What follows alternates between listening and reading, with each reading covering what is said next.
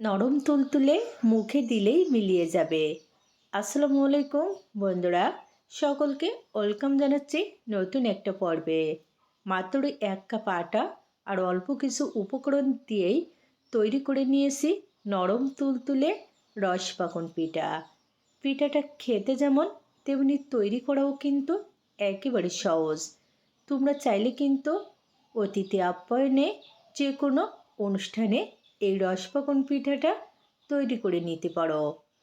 তাহলে চলো দেখে নিই পিঠাটা কিভাবে তৈরি করছি।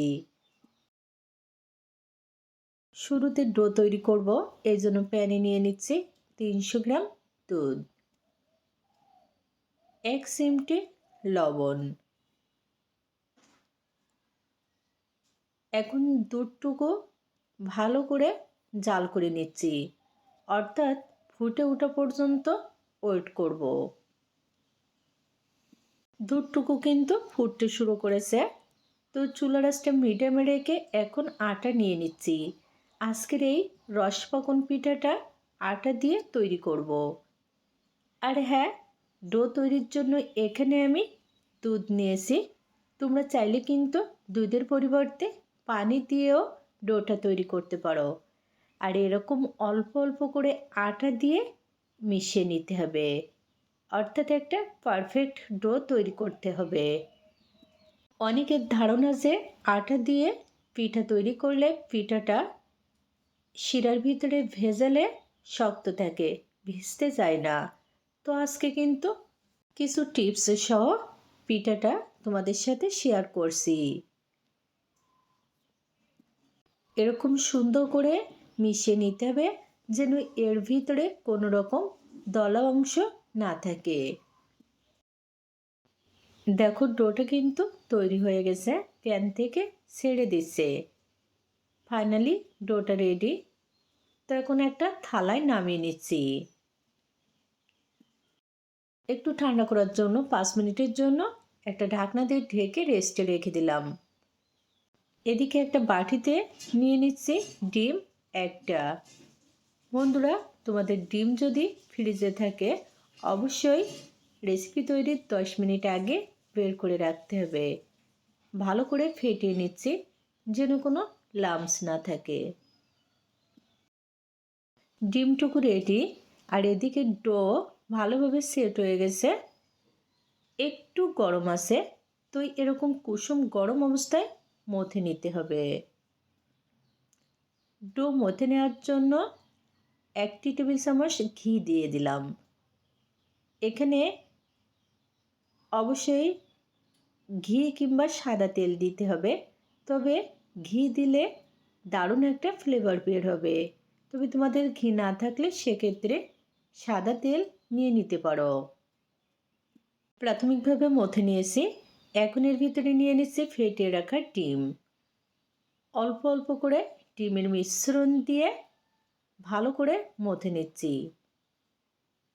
ডিমের মিশ্রণ দেওয়ার পরে এরকম একটা অবস্থায় চলে আসবে, এতে কিন্তু ভয় পাওয়ার কিছু নেই। একটু সময় নিয়ে মথে নিলে আবার পিঠার জন্য পরিপূর্ণ আকারে বা আকৃতিতে চলে আসবে।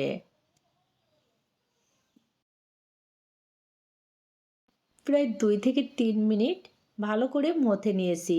এখন কিন্তু পিঠার জন্য ডো পুরোপুরি রেডি। আর এখানে একটা ডিম নিয়েছিলাম, অল্প একটু বাকি আছে। এখন এই বড় ডো থেকে ছোট ছোট লেচি কেটে নিচ্ছি। যে কয়টা পিঠা তৈরি করব ঠিক সেই কয়টা লেচি কেটে নিচ্ছি। লেচিগুলো কিন্তু এরকম একটু ছোট ছোট করে কেটে নিতে হবে। এখন এখান থেকে লেচি বোর্ডের উপরে নিয়ে আবারও একটু হাতের তালুতে চেপে পিঠার শেপ দিয়ে নিচ্ছি। আজকের পিঠাগুলো আমি গোল শেপে আর পাতা শেপে তৈরি করে নিব। তবে তোমরা চাইলে কিন্তু তোমাদের পছন্দ মতো যে কোনো শেপে তৈরি করে নিতে পারো। ঠিক এরকম গোল বানিয়ে নিতে হবে। সবগুলো লেচি একইভাবে আগে থেকে শেপ দিয়ে নিচ্ছি। এতে করে খুবই সহজে পিঠাগুলা তৈরি করে নেওয়া যাবে। এরকম লম্বা করে পাতা বানিয়ে নিলাম, অর্থাৎ পাতার শেপ তৈরি করে নিলাম। দেখো সবগুলা পিঠার শেপ তৈরি করে নিয়েছি। এখন এখান থেকে একটা গোল শেপ নিয়ে নিচ্ছি। আর এরকম কিন্তু পিঠা তৈরির আগে একটু তেল মাখিয়ে নিতে হবে, তাহলে কিন্তু পিঠাগুলো আর ফেটে যাবে না। তেল মাখিয়ে নেওয়া হয়ে গেছে। এখন এরকম একটা ছোট নাইফ নিয়েছি। এখন এই নাইফের সাহায্যে ডিজাইন করে নিচ্ছি। ধারালো পাশ দিয়ে কিন্তু ডিজাইন করা যাবে না, নাইফের বিপরীত পাশ দিয়ে ডিজাইন করে নিচ্ছি। কাজটা কিন্তু খুবই সহজ, দেখলে যে কেউ করতে পারবে।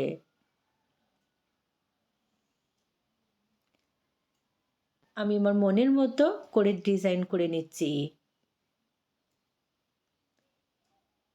এখন একটা সফিস্টিকের সাহায্যে এরকম করে একটু ডিজাইন করে নিচ্ছি। এতে করে পিঠাটা দেখতে কিন্তু খুবই সুন্দর লাগবে। তৈরি হয়ে গেল একটা পিঠা। আরেকটা পিঠা পাতার শেপে তৈরি করে নিচ্ছি।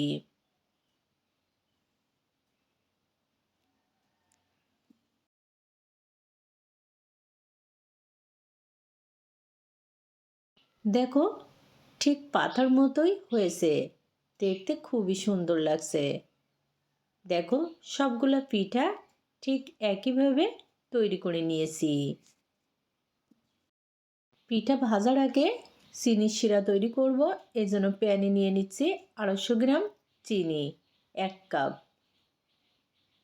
আর পানি নিয়ে নিচ্ছি 2 কাপ আর হাফ কাপ। 1 চিমটি লবণ দিয়ে দিলাম, কারণ মিষ্টি খাবারে লবণ না দিলে মিষ্টির ব্যালেন্সটা ঠিক থাকে না। আর 2টি এলাচ, অবশ্যই এলাচের মুখটা ফাটিয়ে দিতে হবে। এখন 3 থেকে 4 মিনিট মতো জাল করে নিচ্ছি। এই চিনির শিরা কিন্তু জাল করে ঘন করার কোনো দরকার নেই, জাস্ট চিনি গলে যাবে আর সেই সাথে ভালোভাবে একটু জাল হবে, এতেই শিরাটা রেডি হয়ে যাবে।